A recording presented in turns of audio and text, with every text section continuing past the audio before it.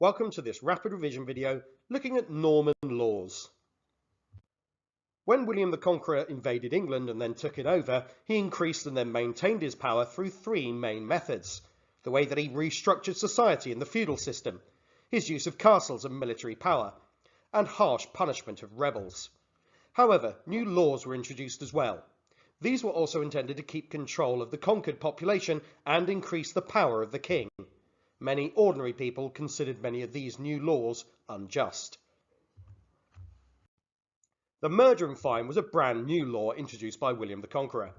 Anglo-Saxon communities had long functioned on a basis of collective responsibility to find and punish criminals, but the Murdrum built on this. If a murdered Norman, or an unknown person who might be a Norman, was found, then the hundred in which the body was discovered had to find and execute the murderer. In order to understand what hundreds and tithings and other Anglo-Saxon units of land were called, then have a look at my previous videos on Anglo-Saxon law. However, this particular system was basically continuity with the Saxon hue and cry. What it did was go a little bit further though.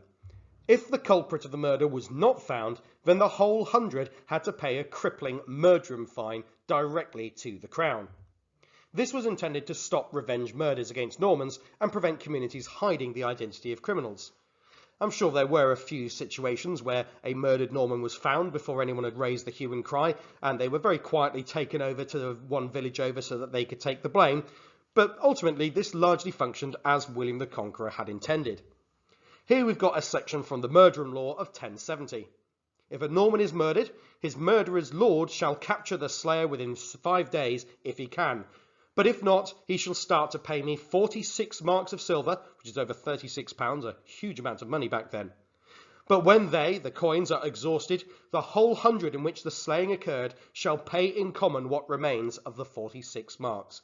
So this could be a massive amount of money and basically wipe out the wealth of an entire small region or hundred.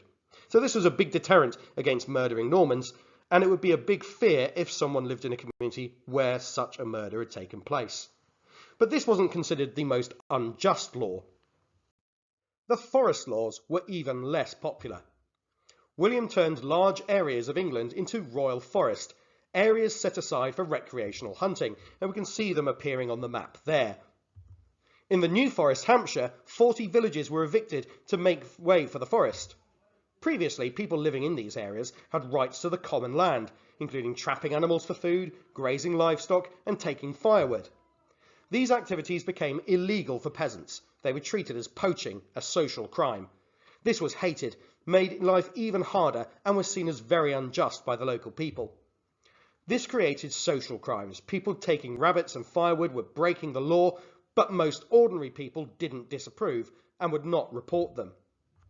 Punishments, though, were severe. Hanging, castration, and blinding were all intended to deter would-be poachers, even though most ordinary people, like we've said, didn't consider these crimes really worthy of it. This created a social divide within the forest. Foresters were hired to enforce the forest laws and to catch poachers. They were hugely unpopular. The injustice of the forest gave rise to the popular legend of the forest outlaw, the most famous, of course, being Robin Hood. The Robin Hood legend was a response to Norman injustice, with a folk hero who took from the rich and gave to the poor, a criminal, but one that ordinary people adored. Consider that to the social crime of poaching. Most people didn't care. People were taking what they needed, but it was still considered a crime. But these were not criminals who were terribly hated. However, the truth behind the Robin Hood legend is a little bit different, because the reality of outlaws was rather more dangerous. The meaning of the word outlaw has changed somewhat over time, so we need to consider what it originally meant. In Saxon times, any man over the age of 14 who ran away to escape justice was considered an outlaw. Women were called waived. As they were outside the law, they could be killed by anyone without punishment. Outlaw gangs were anything but merry men, though they did hide out in forests a little bit like the Robin Hood legend. One, the Folville gang, consisted of up to 50 outlaws. They committed kidnaps, rapes, robberies, and more over a 20-year period. It is likely that their leader, Eustace Folville, son of a Midlands lord, used his noble connections to escape justice. They truly were terrifying. Outlaws were not heroes, they were feared.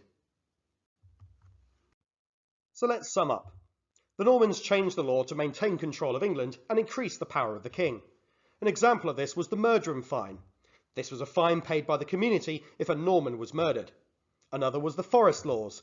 These resulted in harsh punishments for poaching and removed people's rights to common land in the forests. Many people felt that the new laws were unjust. Some people lived as outlaws, but these were villains, not heroes. Some aspects of Norman law represented continuity of Saxon laws, others represented change.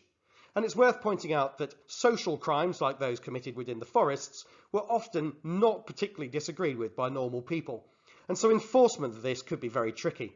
And in a future video, we'll look at how the Normans did enforce the law. But that's the end of this video. I hope it's been useful to you, and if it has, please do drop the video a like and subscribe to the channel. If there's a topic that you're desperate for me to cover, pop it down in the comments below and I'll see what I can do. But that's all for now. Thank you and goodbye.